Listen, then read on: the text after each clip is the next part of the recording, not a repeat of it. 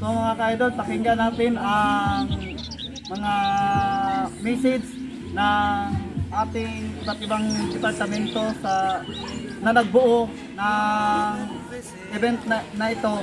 Pakikinggan natin mga ka-idol kung ano yung mga kadahilan. So pakinggan natin ang ating opening program. First of all, let's thank our Almighty God for the wonderful weather we have today. No? So we can successfully conduct the cleanup drive and both the coastal and the underwater. So I'd like to acknowledge first and say my respect to our regional director, RD May Onchuan, who is also an accredited diver, si RD May. And with us also is the station commander of Northeastern Misamis Oriental, Patrick Chan Kamasag, I'm sorry. And of course, our chairman, a very active chairperson, who's also a PADI accredited diver, Mr. Jose Buliosos.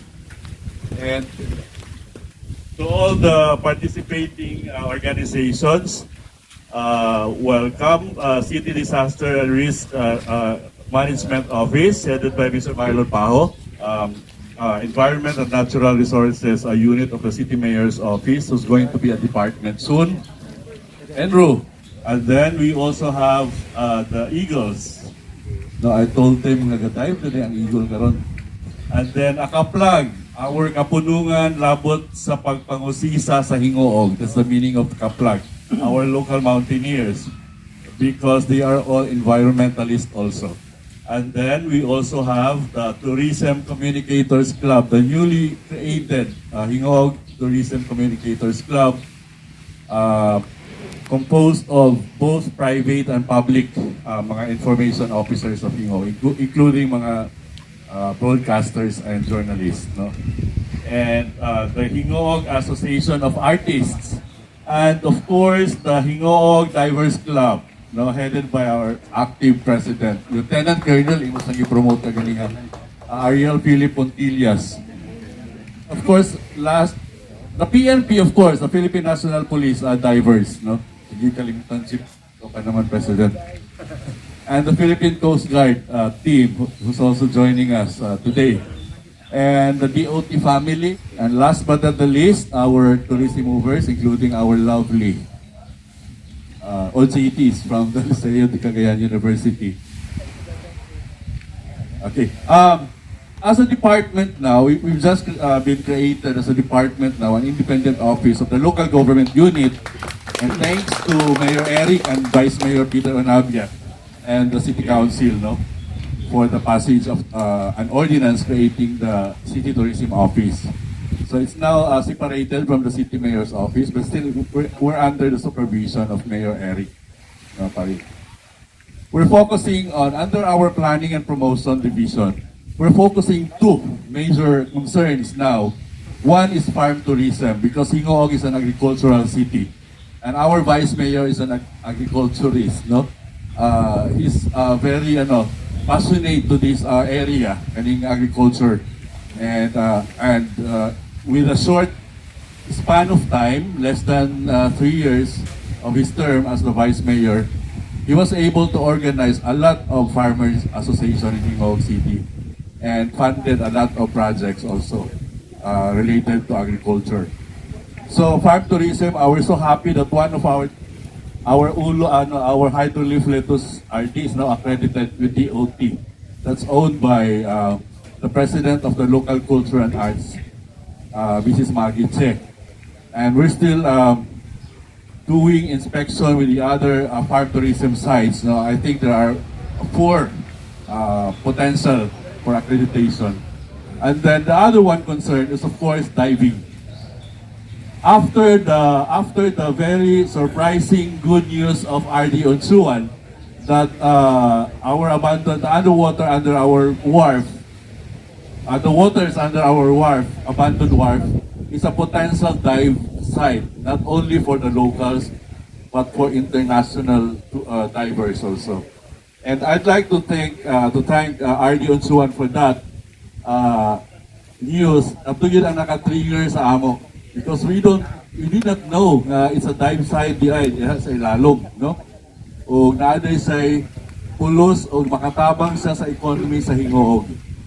Because diving is not only an activity, but it is also an economic, what's this, an income generating activity sa turismo. And so, after that, we were inspired by RD Otsuwan to focus and to prepare, no, for the future and for our Pantalan dive site before it becomes a local and international site. Prepare everything. So what we did is to have dialogues with various groups, including PCG, BNP, CFARMC, City Agriculture, even the fishermen. We invited them, and because they're involved, no? Kaya na namang Pantalan namo, ilan ang area, mo nang ilan ang diyan sila everyday mamasol.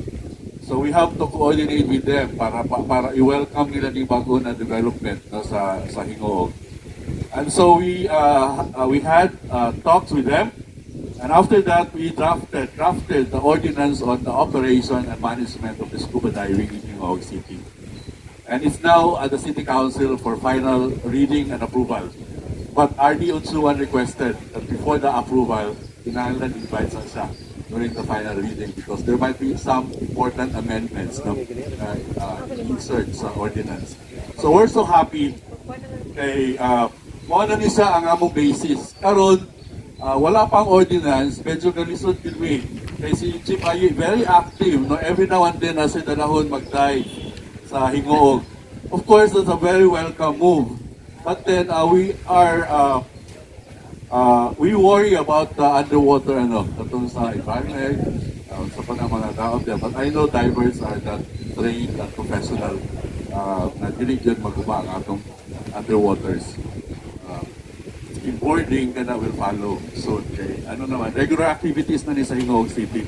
So without further ado, I hope this activity today will be successful. Of course, the weather is good, and I thank you for your cooperation. This is just the start. We will be coordinating very closely with your groups, with your presidents, so that we can be one in promoting the dive site, and we can be one on promoting Hingoog City as an ideal site for adventure and nature happy. So thank you so much in behalf of Mayor Eric and Vice Mayor, and welcome to this activity today. Thank you very much. Thank you. Good morning, everyone. I'd like to thank, of course, the Hingoog Divers Club, headed by our very active, of course, Chief Ayi Contillas. No, Chief Ayi, from the start, has been with us, and I'm very thankful. Kaya siya gyud ang usog, taga Hingoog magod siya, so siya gyud ang usog ani mag-explore sa diving din, no? Of course, I'd like to acknowledge Mr. Odi Ocampo. Without his help, what yun ni mahimo din sigo our City Tourism Officer. Thank you, Sir Odi. Of course, ang iyang abad, equally important, Sir Jojo Boliosos. The Tourism Council and the private sector, very important sa tourism development. Kung wala po atong private sector, kulang ang preparation and development. One of our partners also, and we're very happy that he is here, Commander PJ Cabasag and the Philippine Coast Guard. Thank you kayo. Ako kayo o importance po ng Coast Guard kay, this is coastal, this is their territory. So we're very grateful that they have their full support, headed by Sir Colonel Pavilla, who cannot be here kay gikan gihapon siya giyahe, but we will see him more next time. Of course, I'd like to acknowledge, of course, Mayor Eric Canyosa and Vice Mayor Peter Onapia, and Governor Bambi Amano for his active participation, also for promoting tourism and also our dive tourism, especially our Discord Dive Festival. It has been very popular sa national and international community. Fully explore the Pantalan, and now it has become a very famous dive site in the Philippines. Now, ano man makaingon ko ana, Because last, 2 months ago, no less than international dive videographer Bo Mangkao was here to take videos and photos of the site.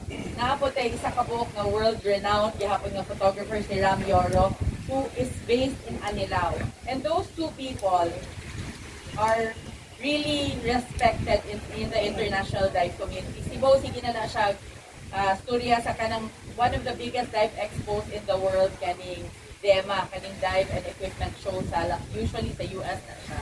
Abi na ako, pag ato namang sa Mantangali ko, he explored all of Misamis Oriental na dive site dili nga site. Abi na ako, ma-disappoint sila.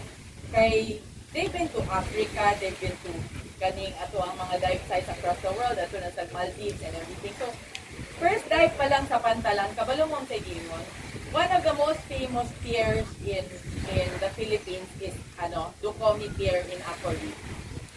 Ingon din sila, mas gwapo ni potential sa Ducomi Pier. Ingon, unsa kagwapo ang potential? Ingon si Boha mismo. Si Bo, 30% ang Ducomi Pier, 80% ang diri sa Hinoo Pantalan. So can you just imagine coming from him how crazy that was. So and then when we put out the videos and then we exhibited all the photographers' work in the 3 malls, so SM, Ayala, and Lincentay.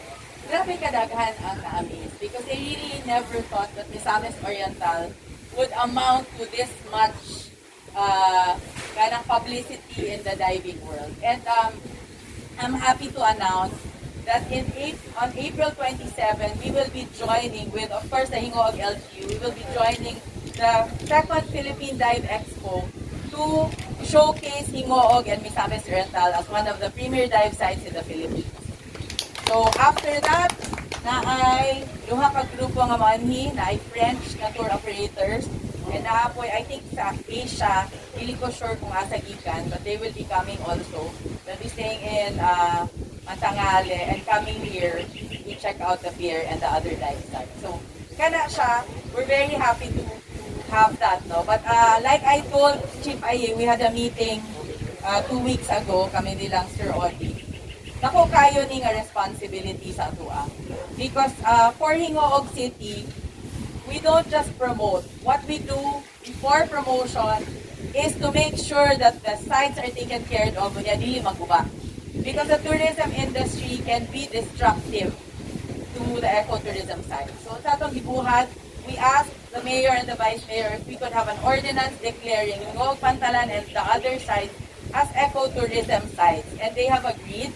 So we are formulating now the rules for the preservation and sustainable diving in Hingoog City. So of course, ang atong yung pinaka-foremost na concern is preserving everything for the future generation. So dili na natin pasagan. And I'm very happy and thankful to the local government na maog yun sad na ang atong focus.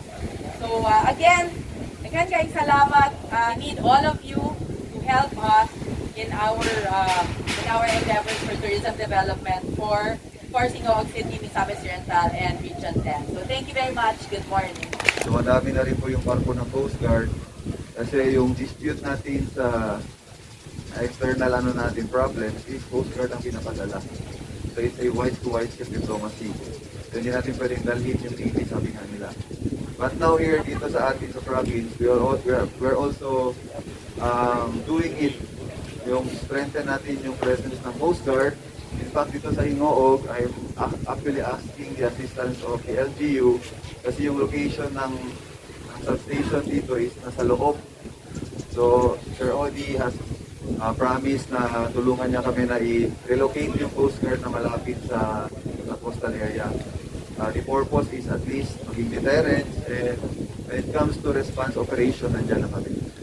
So anyway, I'm actually very happy din ako kay Colonel Puntilas, meron silang dive team. And kami, it's part of our mandate, no, yung Marine Environmental Protection.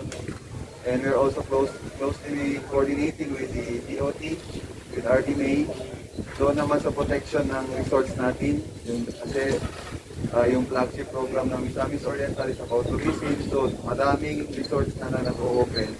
And we are strictly implementing yung lifeguard, na meron talagang lifeguard because mahirap na kung may mga drowning incident. In fact, dito sa Misamis Oriental, especially in Cagayan de Oro, madami talagang drowning incident. So even sa rivers, we will be putting Coast Guard substation sa river because of the study na ang daming drowning incident.